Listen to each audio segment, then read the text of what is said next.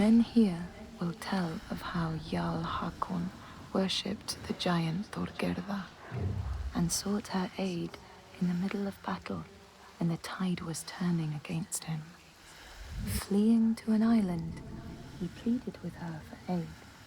She demanded a sacrifice. She rejected all of his offerings until he, at last, killed his own son in sacrifice. Thorgerða gave aid, and Hakon's enemies saw the giants striding amongst the ships, arrows flying from every finger and never missing their mark. Their morale was sapped, and Hakon won his battle.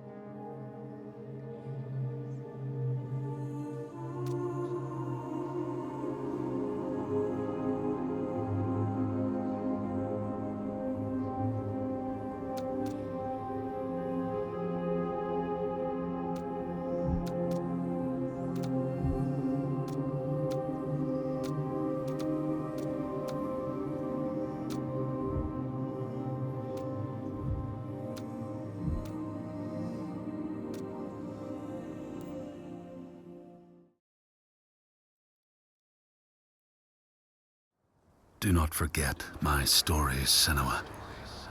I am with you still.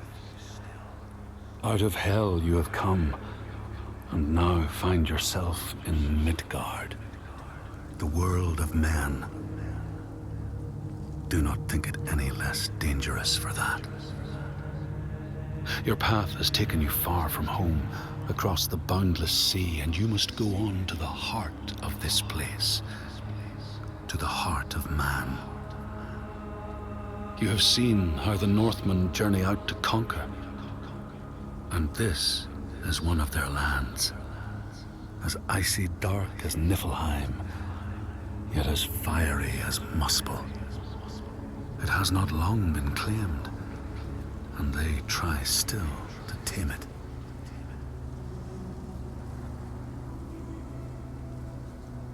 The Skald's verse speaks of a man called Grettir the Strong. A strange and bloody life he led. And it happened in this land you have come to. Listen to his story, Senua, for it may in some small way illuminate your own.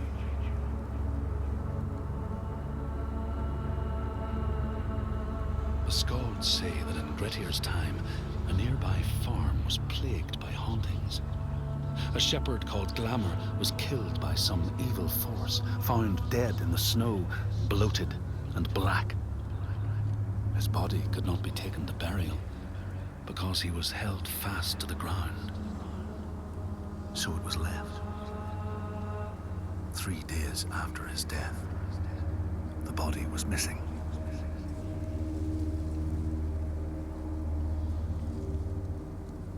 The Skalds tell how the revenant Glamour roamed the settlements, terrifying all those who lived there.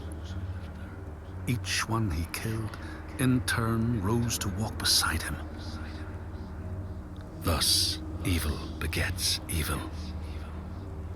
But the man Grettir was proud and overbearing, and thought the Droiger no match for his strength.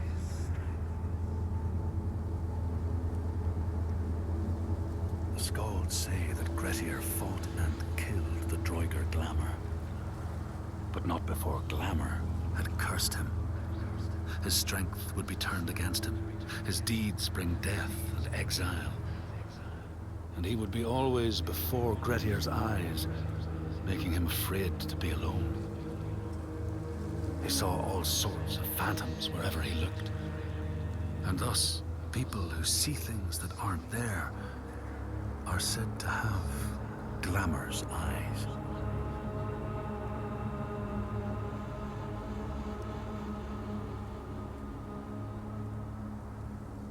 The Skalds tell how, in the time of Grettir's kinsman Thorgrim, there was a terrible famine. No crops could be grown, and the fish fled the nets. It lasted years, and the people were desperate. There was no respite even in spring, since terrible gales from the north would rise up and set in for weeks. This is a cold and unforgiving land, Senua.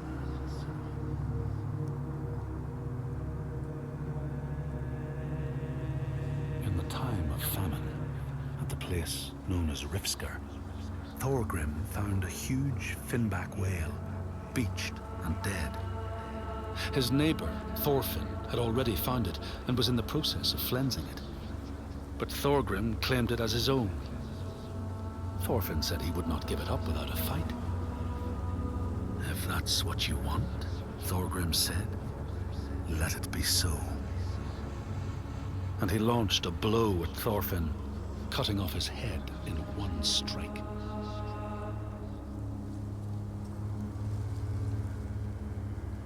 The Skalds say that the neighbors fought, armed only with the knives and axes they had brought to cut up the whale, even picking out the whale ribs to beat down their enemies. Thorgrim's men had loaded their boats with whale meat, but as they went to leave, one of their opponents struck Thorgrim's brother a fatal blow. And this is how hunger fates desperate men to come to blows, striking out against one another to survive.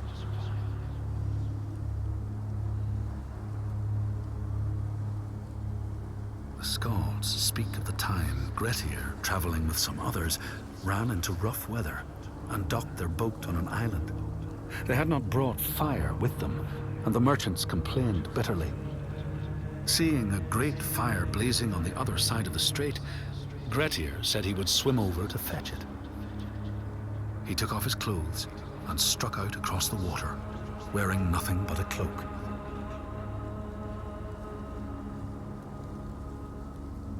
When Grettir came to the farm where the fire was burning, all was peaceful. By the time he reached them, his cloak was frozen stiff, and he looked like nothing more than some huge troll. The frightened farmhands struck out at him with the first things to hand, the burning logs from the fire. Grettir fought them off and got the fire he sought. But the sparks from the logs spread fire all over the house, and nobody survived the blaze.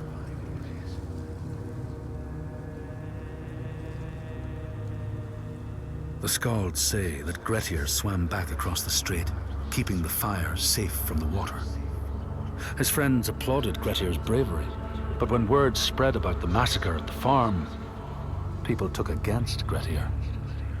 Nobody wanted anything to do with him, and when the news reached the Althing in the summer, Grettir was pronounced an outlaw. All doors would hence be shut to him.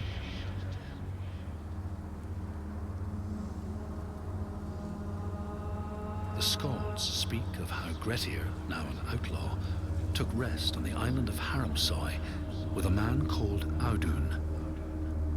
Grettir saw a great yellow glow like a fire rising from the ground.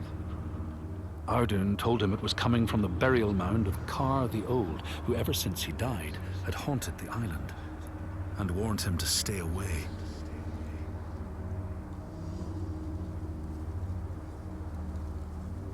The Skalds say Grettir wanted the sword that was buried in Kar's howe, and would not be deterred from seeking it. He broke the mound open and started digging until he reached the timber props. By this time it was night. Audun warned him again not to continue, but Grettir threw down a rope and went inside the mound. No light penetrated it, and it reeked of death. But he persisted in exploring.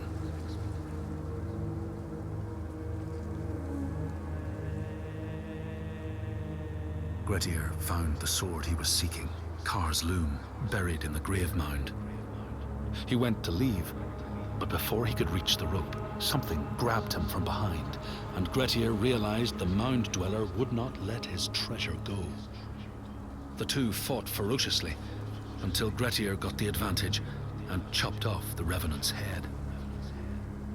But Kar's loom would prove his undoing, fated to be the sword that killed him.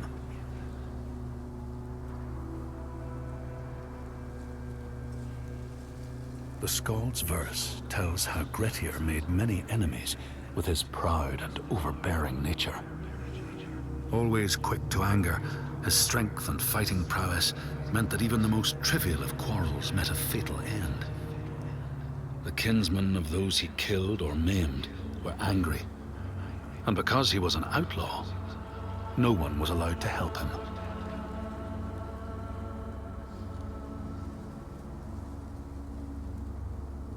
The outlaw Grettir fled to the island of Drangi. His enemies knew he was there, but he was still so strong and fierce, nobody could shift him. Thorbjorn, first among his foe, sent his foster mother to see Grettir. She was a Seithkona, and very wily. She enchanted a tree branch and sent it to wash up on Drangi. Grettir tried to cut it up for firewood, but his axe flew back and struck him in the leg. The wound blackened and festered, and Grettir feared his time was close.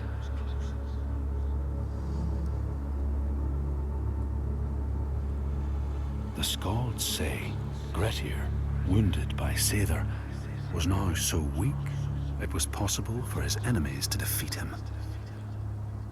Under cover of night, Thorbjorn and his men attacked his shelter. They tried to disarm him, but he clung so firmly to his sword, Kar's loom, that they had to cut off his arm to get it free. Then they used his sword to cut off his head, and the land's mightiest outlaw was dead.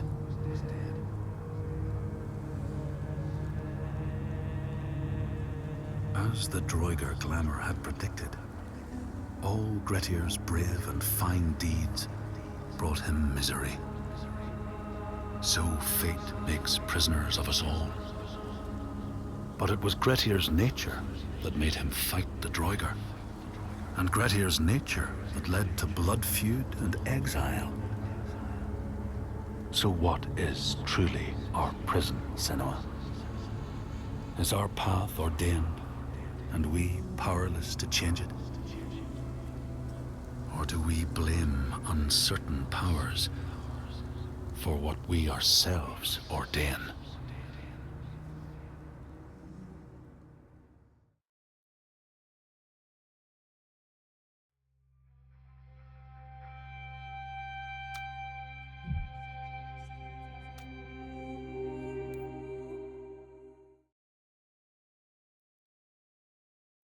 In all the places of the earth, they know that the gods and spirits affect man's path.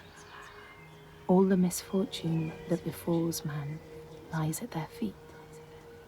If you have eyes to see, you see their presence and their power. Keep your eyes open, traveler, and you might see their faces. Here, they once said that Loki lies imprisoned in a cave, trapped by his enemies, who set a serpent above to drip venom on his face. His wife, Sigyn, sits beside to catch the venom in a bowl, but when she must leave to empty it, the poison falls unabated. His pain is so great that he thrashes and writhes. And here above, we see the earth shake and break apart. Across the sea, they know that the earth is carried in the arms of a giant. When he is vexed or injured, he may not carry his burden so gently, and the world will feel his anger and pain. In a land far away, they say the winds are trapped inside the earth. They try always to make their escape, and they buffet and beat on the walls of their prison, causing the earth to quiver. And when they break through, they make their escape. They explode out in fury. In the lands of your birth, people live hidden too, in the hills and stones. They may be the remnants of a godly race who lost a war with giants and, finding the world changed, retreated into silence. But you still see their carvings and circles from the time when they walked among men.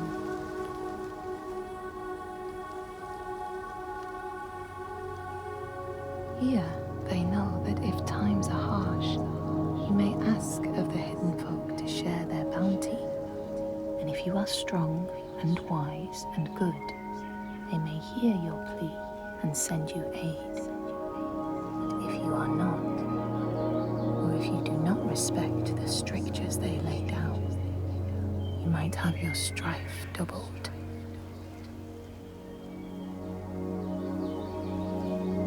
In the lands of your birth, and in these lands too, they know that people can be taken by the secret fair ones.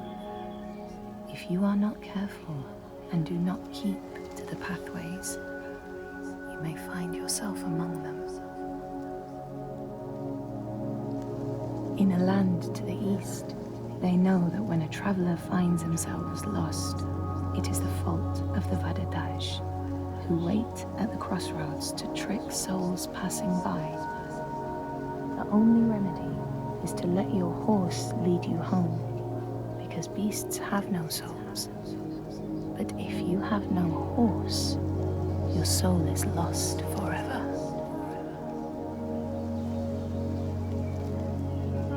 In this place, they know that sometimes the hidden folk will take their children and leave another in their place. These children may look the same as their own, but will be dazed and far away, or ill-tempered. And you know then you have a changeling in your house. In this land, when people cannot raise their children, they will leave them in a sacred place for the hidden folk to take and care for. Sometimes these children come back, but it is said that they are changed, with a wildness in their eyes, and their parents do not want them. These people know that children who have died uncared for can return as Utburður, small ghosts clad in fluttering rags. When there are storms, they may cry as they did when they were human, and will look for their mothers until they find them, and never leave them again. In this land, you may catch sight of the Landdisasteinary, the spirits who embody the sacred places, the rivers and rocks. Do you see the Lady of the Mountain, the Fliak Kunan, who bathes in the waterfall and lets the drops fall on her shoulders? In the heart of the Northlands, they know the storms are born of the Oshkuredi, the hunt of Odin. The huntsmen ride horses with eyes of fire. Their weapons clash like thunder, and it is best to hide inside, lest your spirit be called to join them. In your lands, traveler, they know that the Kailif, the hag of winter, is the one who hurls sleet and snow upon the land. She lives in a sea rock and rules the waves of the roiling winter ocean with her blackthorn staff. She strikes the ground to destroy the shoots of growing green, so the winter will lie long and low on the land. These people know that the sea god, Ran, sets out nets to trap sailors and drag them to her world. She sends the waves, her daughters, to wreck boats so she will have more men to take. And jealously, she pulls them down beneath the water. People here speak of warriors who can transform themselves into bears when they are enraged. Their skin becomes hide so thick no sword or spear can break it. When King Hrolfr fought Skald, many people saw a great bear fighting beside him, who killed more men with its paw than any 5 soldiers. Men here will tell of how Jarl Hakon worshipped the giant Thorgerða and sought her aid in the middle of battle when the tide was turning against him. Fleeing to an island, he pleaded with her for aid. She demanded a sacrifice. She rejected all of his offerings until he, at last, killed his own son in sacrifice. Thorgerða gave aid, and Hakon's enemies saw the giants striding amongst the ships, arrows flying from every finger and never missing their mark. Their morale was sapped, and Hakon won his battle.